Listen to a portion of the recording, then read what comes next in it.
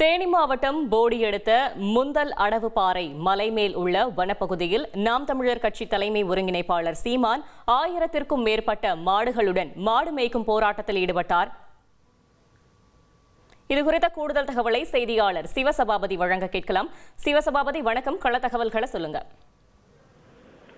தேனி மாவட்டம் போடி நாயக்கனூர் முந்தல் பகுதியில் பாத்தீங்கன்னா சீமானுக்கு மேடை அமைக்கப்பட்டிருந்துச்சு. அந்த மேடையில பேசின சீமான் மாடுகள் ரொம்ப முக்கியம், அதனால மாட்டுக்கு மேய்ச்சல் நிலங்கள் கொடுக்கப்பட வேண்டும், இது வனத்துறையினர் தடுக்கப்படக்கூடாது அப்படின்னு சொன்ன பிறகு தீரன் சின்னமலையினுடைய உருவப்படத்திற்கு நிறைவு அஞ்சலி செலுத்திய பின் அடவுப்பாறைக்கு பாத்தீங்கன்னா ஒரு 2 கிலோமீட்டர் மாடுகளை ஓட்டி சென்று மேய்ப்பதற்காக சென்றார். அந்த அடவுப்பாறைக்கு செல்லும் வழியில பாத்தீங்கன்னா வனத்துறையினர் பேரிகார்டு போட்டு மாடுகளையோ மற்ற ஆட்களையோ ஏற்று, அதாவது உள்ளே செல்ல அனுமதி மறுத்து நின்றிருந்தாங்க. அவரோட சீமான் தொடர்ந்து பேச்சுவார்த்தையில் ஈடுபட்டார்.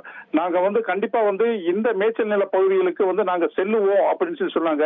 அதையும் வனத்துறையினர் முடியாது அப்படிங்கிற இடத்துல வனத்துறையினருடைய பேச்சை மீறி பாத்தீங்கன்னா அந்த பேரிகார்டு எல்லாம் எடுத்து விட்டு சீமான் மட்டும் பாத்தீங்கன்னா அந்த மாடுகள் மேய்க்கும் மலைப்பாங்கான அந்த வனப்பகுதிக்குள் சென்றாரு. அதன் பின்னர் பாத்தீங்கன்னா மாடுகளை அனுமதிக்க மாட்டோம் அப்படின்னு சொல்லிட்டு வனத்துறையினர் மீண்டும் பேரிகார்டு போட்டதுனால அங்க இருந்த மாடு மேய்ப்பவர்கள் எல்லாருமே பாத்தீங்கன்னா வனத்துறையினரோட ஒரு தள்ளுமுள்ளு ஏற்பட்டு அந்த பேரிகார்டை எல்லாத்தையுமே தூக்கி எரிஞ்சு மாடுகளை, நூற்றுக்கணக்கான மாடுகளை மேல மலைப்பகுதிக்குள்ள ஏற்றினாங்க. அப்ப பாத்தீங்கன்னா இந்த தள்ளுமுள்ளு ஏற்பட்டப்போ சில சலசலப்பு ஏற்பட்டுச்சு. இதை தொடர்ந்து பாத்தீங்கன்னா மாடுகள் எல்லாமே மலைப்பகுதிக்குள்ள ஏறி சென்று அந்த வனப்பகுதிக்குள்ள மேய்ச்சல் பகுதிக்குள்ள சென்றது.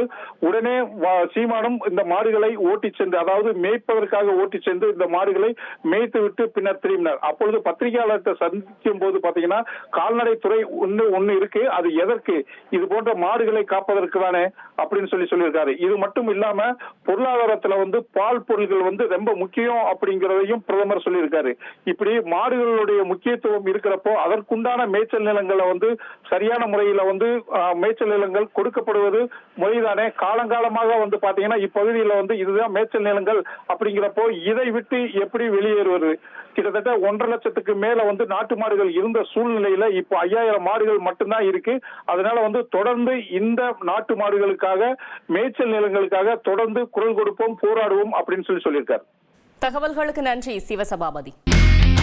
இனி செல்லும் இடமெல்லாம் செய்தி. தந்தை டிவியின் வாட்ஸ்அப் சேனலை ஃபாலோ பண்ணினா செல்ல இருக்கும் இடமெல்லாம் செய்தி.